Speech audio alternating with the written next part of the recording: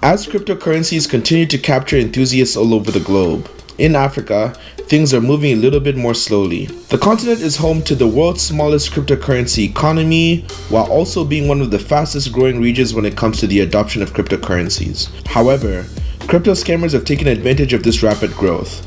There have been a few notable crypto scams in the continent in recent times, such as South Africa's Mirror traditional international crypto scam that ripped off some 588 million worth of Bitcoin from an estimated 260,000 people. However, that figure pales in comparison to the alleged $3.6 billion scam that has been perpetrated by Amir Kaji and Rice Kaji.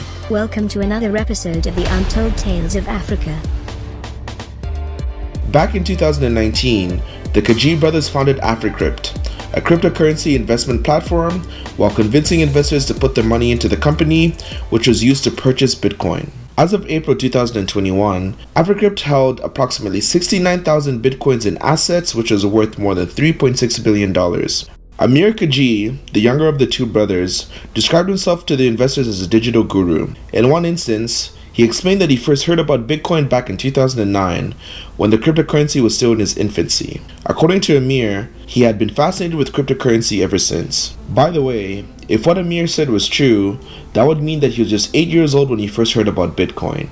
Sounds a little bit fishy, right? Amir's con artistry didn't stop there. He also claimed that he started to mine Ethereum while he was still in school and had developed his very own AI-powered trading algorithm. He would later explain that the success of Afrikrypt was due to the company's innovating trading system that he and his brother had built out of their own bedroom. Amir's story was quite motivational. Who wouldn't be impressed by such a young, forward-thinking lad who seemed to have a well-rounded grasp of cryptocurrency? Even better, he promised to make some easy money off the blockchain technology. The Kaji brothers told investors that they could make as much as 10% daily returns on their investments. Ordinarily, that should have been the ultimate red flag. But when you meet con artists as confident and as convincing as the Kaji brothers, you tend to choose emotions over logic. After one particular pitch, the Kaji brothers walked away with millions of dollars in investments, with some giving as much as $1.4 million. After all, to them, it was a worthwhile investment that would double and even triple their money in no time. But the alarm bell started to ring in April of 2021 when Amir, who also served as the company's chief operating officer, told investors that Afrikrypt's system had been hacked and the funds had been stolen. Amir followed up the notification by asking investors not to report the incident to the authorities, as it could interfere with their attempts to recover the stolen money.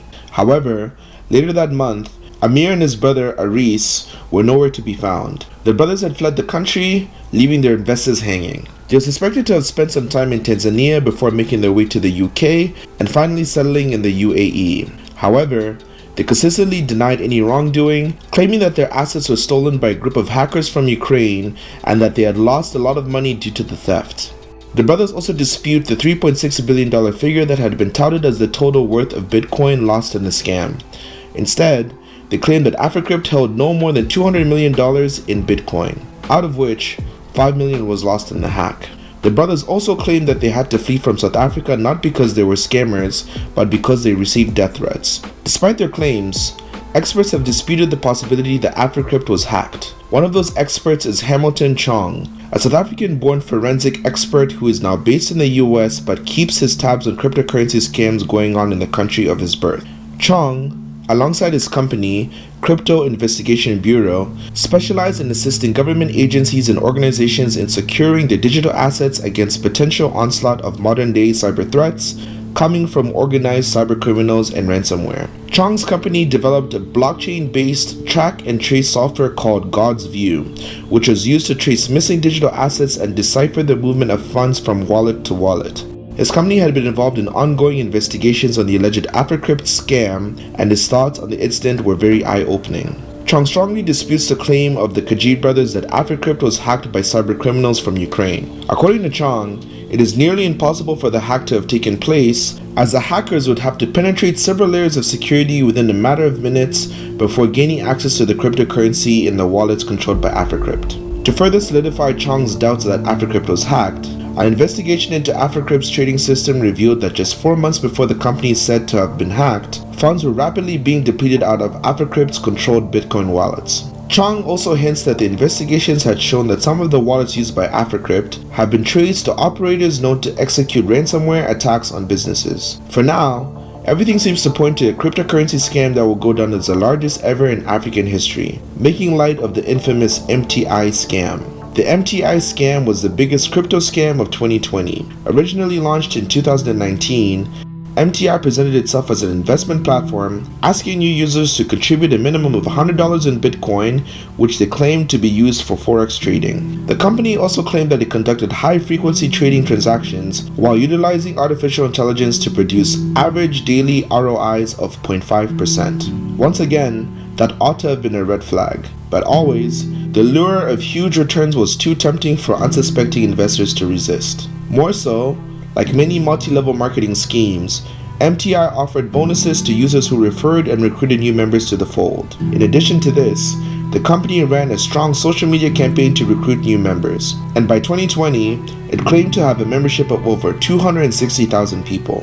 But it was all a scam, and in July of 2020, the state of Texas blacklisted MTI for its involvement in fraudulent investments. Canada and Mauritius later followed suit. Not long after, MTI members began to complain that their transactions were no longer reflecting on their accounts. By December of 2020, the government of South Africa filed a criminal case against MTI, and like the KG brothers, the CEO of MTI fled to Brazil while the company faced liquidation.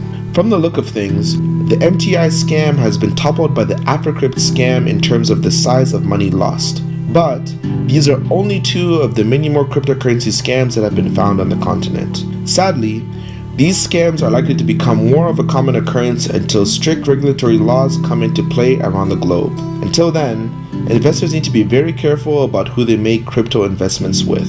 I'll end this video on this note with a popular cautionary statement to protect yourself from the antics of con artists. The saying goes like this: if it's too good to be true, it probably is. Thank you for watching this video, and as always, don't forget to like, comment, and subscribe.